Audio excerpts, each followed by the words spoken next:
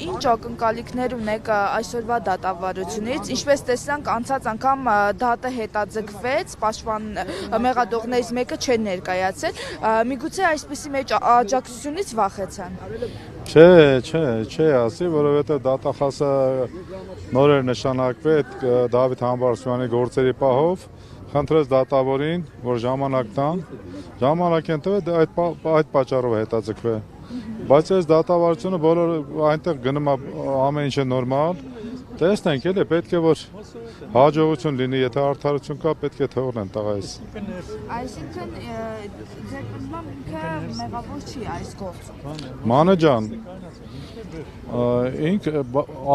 առանց հիմունքների տղայիս բռնել կալանավորել են։ Ոնց ասած, անցած անգամ էլ եմ ասել, բազմիցս անգամ ասել եմ, որ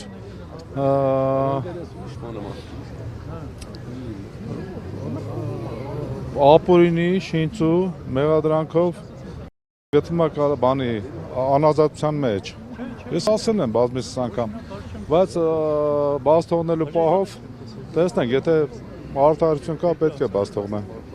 Եթե նա ազատության մեջ չհայտնվի, այնուամենայնիվ դատանը որոշի, որ բաց չի թողնում, ինչ քայլերի եք պատրաստանելու, ինչ քայլերի, մենք բոլորս, մեր մասիսի բնակիչները բոլորս հանգիստ համերաժ ժողովուրդ ենք, մենք ոչ մի քայլի չպետք է, պետք է սպասենք մյուս դատին։ Ոչ մի քայլեր, ինչ քայլեր։ Խաղաղ ակցիաների միջոցով։ Դու չէ ցավը տանեմ, ինչ ակցիա, ինչ բան։ Թողնում ենք Աստծո հույսով դատարանի հույսին։ Գոնե արդարություն կլինի էլի։